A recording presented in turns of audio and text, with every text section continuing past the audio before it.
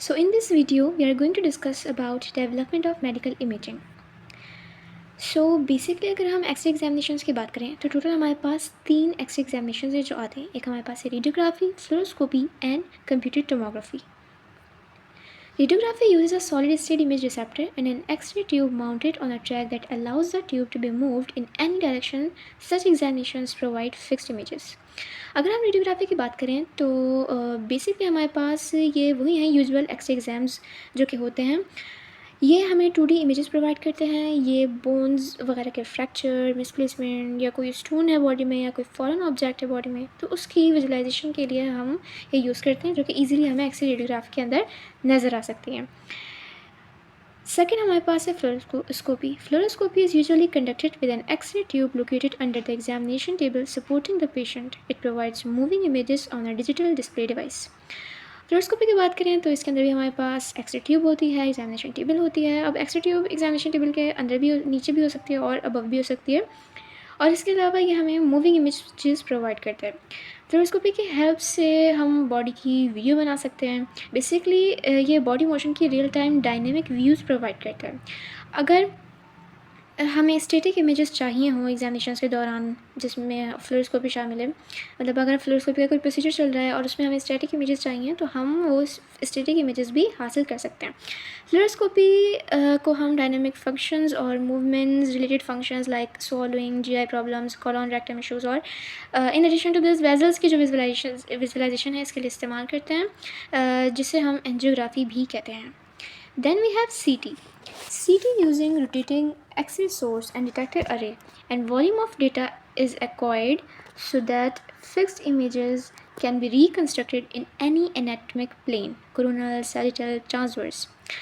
अगर हम CT की बात करें तो इसके अंदर हमारे पास जो एक्सरे सोर्स होती है और जो डिटेक्टर अरे होती है, इसके अंदर बेसिकली हमारे पास डिटेक्टर्स की पूरी जो है वो सर्कुलर डिटेक्टर्स की अरे होती है जो कि हमारे पास रोटेटिंग होते हैं दोनों के दोनों. A volume of data is acquired so that fixed images can be reconstructed in any anatomical plane. अगर हम सीटी की बात करें तो सीटी इमेजिंग सिस्टम्स उस तरह इमेज रिकॉर्ड नहीं करते जिस तरह से यूजुअली हमारी रेडियोग्राफ और फ्लोरोस्कोपी में होती है. एक्सरे सोर्स जो है सीटी में और डिटेक्टर की जो असेंबली होती है वो पेशेंट के अक्रॉस पहले वन स्वीप लेते हैं. बॉडी स्ट्रक्चर्स जो हैं वो बीम एटेनुएट करते हैं और फिर एक्सरे बीम जो है वो डिटेक्टर पर डिटेक्ट होती है जिससे एक प्रोजेक्शन फॉर्म होती है और यही चीज़ जो है वो स्वीप्स बार बार रिपीट होते हैं जिससे हमारे पास मल्टीपल प्रोजेक्शंस आ जाती हैं और जो कंप्यूटर है वो इन को एनालाइज करके इस डेटा को हम एक इमेज रिकन्स्ट्रक्ट करता है. ठीक है, जो कि हमारे पास मुख्तलिफ स्लाइसेस के अंदर मुख्तलिफ स्लाइसेस पर मुश्तमिल होती है. इसका मेन बेनिफिट यह है कि ये 3D है जिससे एनाटमी को 3 डिफरेंट प्लेन्स में देखने में मदद मिलती है जो कि हमारे पास है coronal, sagittal and transverse. Currently, voltage and current are supplied to an X-ray tube through rather complicated electric circuits, but in Ranjan's time, only simple static generators were available. These units could provide currents of only a few milliamperes and voltages up to 50 kVp. Currently, 1000 mA and 150 kVp are commonly used. So basically, अगर हम Ranjan's time की बात करें तो उस दौरान जो X-ray tube थी उसको चलाने के लिए हमारे पास बहुत ही सिंपल जनरेटर्स हुआ करते थे जो कि उसे सिर्फ कुछ एम्पेयर्स यानी कि बहुत ही कम अमाउंट में करंट और वोल्टेज को प्रोवाइड किया करते थे. अब की अगर हम बात करें तो हमारे पास क्योंकि जो है वो जनरेटर्स हमारे पास ही बहुत ही बेहतरीन तरह के जनरेटर्स आ गए हैं, हाई फ्रिक्वेंसी जनरेटर्स वगैरह भी अवेलेबल हैं, तो ये एक बहुत ही अच्छी अमाउंट के अंदर करंट प्रोवाइड करते हैं. Currently 1000 mA and 150 kVp are commonly used. Early radiographic procedures often faced longer exposures and blur images. In result, Michael Pupin introduced radiographic intensifying screen in 1896, but only many years later did it receive adequate recognition and use. So, जब पहले radiographic procedures हुआ करते थे, x examination हुआ करते थे, तो काफ़ी जो उनके एक्सपोजर टाइम था वो बहुत ही ज़्यादा हुआ करता था और इसके अलावा ब्लर इमेजेस भी प्रोड्यूस हुआ करती थी. सो माइकल पिपिन ने इंटेंसिफाइंग स्क्रीन को इंट्रोड्यूस करवाया. अगर हम इंटेंसिफाइंग स्क्रीन्स की बात करें तो बेसिकली वो डिवाइसेस हैं जो हम एक्सरे रेडियोग्राफिक फिल्म्स के साथ इस्तेमाल करते हैं, जो कि कमिंग एक्सरेज को विजिबल लाइट के अंदर कन्वर्ट करती हैं और फिर ये जो लाइट होती है रेडियोग्राफिक फिल्म से इंटरेक्ट करके लेटेंट इमेज फॉर्म करती है जिसको फिर आगे प्रोसेसिंग के थ्रू हम उससे अपनी जो भी इमेज है रियल इमेज वो हासिल करते हैं. तो ये आइडिया जो था वो माइकल पिपन ने इंट्रोड्यूस करवाया था इंटेंसिफाइंग स्क्रीन का।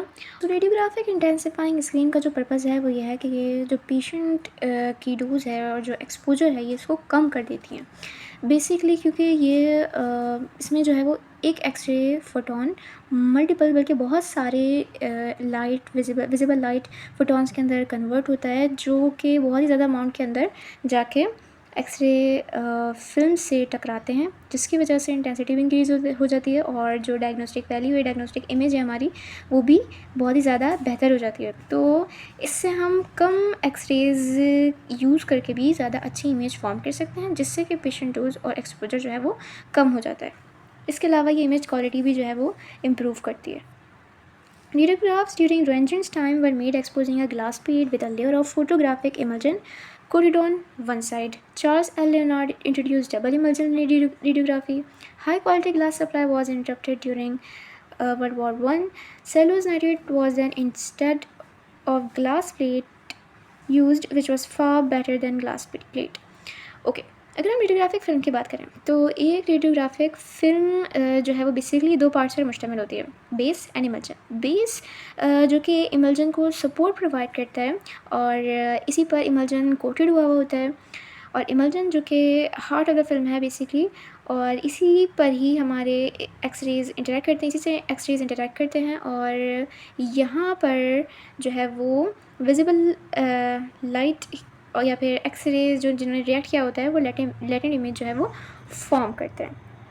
सबसे पहले बेस मटेरियल के तौर पे ग्लास प्लेट को इस्तेमाल किया गया था। फिर वर्ल्ड वॉर वर्क के अंदर इसकी अनअवेलेबिलिटी की वजह से सेलुलोज नाइट्रेट को स्टैंडर्ड बेस बनाया गया, लेकिन फिर इसमें एक प्रॉब्लम थी और वो प्रॉब्लम ये थी कि ये फ्लेमेबल था। उसके बाद फिर सेलुलोज ट्राई एसीटेट को यूज़ किया गया। सेलुलोज ट्राई एसीटेट जो था वो इसकी जो प्रॉपर्टीज़ थी सारी वो सेलुलोज नाइट्रेट से क्वाइट सिमिलर थी, बट ये इनफ्लेमेबल नहीं था। अब जो है वो हम पॉलिस्टर यूज़ करते हैं, क्योंकि पॉलिस्टर जो है वो स्ट्रॉन्गर भी होता है और वार्पिंग रेजिस्टेंट होता है, और इससे जो है वो ट्रांसपोर्ट भी ईजी हो जाती है। The fluoroscope was developed in 1898 by Thomas Edison. Fluoroscope जो है वो 1898 के अंदर थॉमस एडिसन ने ईजाद किया। Edison original fluorescent material was barium platinocyanide. ये वही मटेरियल है जो कि एक्सरेज की डिस्कवरी में यूज़ हुआ था। William Rollins used X-ray beams with a sheet of lead with a hole in the center, a diaphragm, and inserting a leather or aluminum filter improved the diagnostic quality of radiographs. So basically इसके अंदर हमारे पास 2 concepts की बात हो रही है कि अब जो है वो जाके कॉलिमेशन और फिल्ट्रेशन का कॉन्सेप्ट भी इंट्रोड्यूस हो गया। अगर हम फिल्ट्रेशन की बात करें तो फिल्ट्रेशन के through basically low energy X-rays को जो पेशेंट तक पहुंचने से पहले ही एब्जॉर्ब कर लिया जाता है, और ये काम जो है वो फ़िल्टर्स करते हैं। यूजुअली जो कॉमन मेटल फ़िल्टर्स हैं वो एल्यूमिनियम या कॉपर के होते हैं, तो ये जो फ़िल्टर्स हैं ये इनको एब्जॉर्ब कर लेते हैं और ये एक्सरे ट्यूब हाउसिंग के अंदर लगे हुए होते हैं। अगर हम कॉलिमेशन की बात करें तो कॉलिमेशन बेसिकली पेशेंट के उस पार्ट तक यूजफुल एक्सरे बीम को रिस्ट्रिक्ट कर देता है जिससे इमेज होना होता है, मतलब जो इम्पॉर्टेंट होता है जिस पे हमारी एक्सरे बीम को स्ट्राइक करना चाहिए, और इस वजह से क्या होता है जो अननेसेसरी एक्सपोजर होता है वो कम हो जाता है। Radiology emerged as a medical specialty because of a Snoop transformer and a Coolidge X-ray tube.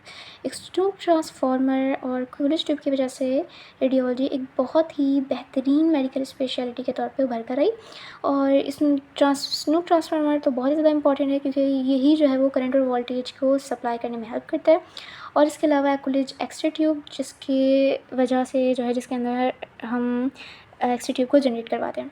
Porter बकी grid was introduced in 1921। Grid भी यहाँ पर फिर इंट्रोड्यूस्ड हो गई 1921 के अंदर, और ग्रिड का बेसिकली पर्पज़ ये होता है कि ये स्कैटर रेडिएशन को कम करती हैं, जिससे हमारी जो इमेज है वो काफ़ी ज़्यादा इंप्रूव हो जाती है, इमेज कॉन्ट्रास्ट काफ़ी ज़्यादा अच्छे से इंप्रूव हो जाता है। By 1950s the light amplifier tube was adapted for fluoroscopy as an image intensifier tube. 1950s के अंदर फ्लोरोस्कोपी में लाइट एम्पलीफायर ट्यूब भी जो है वो अडेप्ट की गई थी। इसके अलावा अब जो है वो यूजुअली हमने इमेज इंटेंसिफाइड फ्लोरोस्कोपी को सॉलिड स्टेट इमेज रिसेप्टर से चेंज कर दिया है, रिप्लेस कर दिया। Each recent decade has seen remarkable improvements in medical imaging. Diagnostic ultrasonography appeared in 1960s as did the gamma camera, और फिर ऐसा ऐसा मज़ीद जो है वो मेडिकल इमेजिंग के अंदर इम्प्रूवमेंट आने लगी, अल्ट्रासोनोग्राफी आने लगी जिसके अंदर हम अल्ट्रासाउंड की हेल्प से इमेजेस बनाते हैं। देन उसके बाद गैमा कैमरा इंट्रोड्यूस हो गया, फिर पैट और एक्सरे सीटी भी आ गया हमारे पास 1970s के अंदर। 1980s के अंदर एमआरआई की मॉडलिटी भी आ गई। Currently, digital radiography and digital fluoroscopy are rapidly replacing screen film radiography and image intensified fluoroscopy. तो बेसिकली इस जगह कि अब यूजुअली सब चीज़ें डिजिटली होने लगी हैं, तो हम डिजिटल रेडियोग्राफी और डिजिटल फ्लोरोस्कोपी को इस्तेमाल करते हैं, जो कि तो हमका कम्प्लीटली हमारा कंप्यूटर बेस्ड काम होता है। और इन्होंने इन दो चीज़ों को, इन दो एग्जामिनेशंस को, स्क्रीन फिल्म रेडियोग्राफी को और इमेज इंटेंसिफाइड फ्लोरोस्कोपी को रिप्लेस कर दिया। Thank you.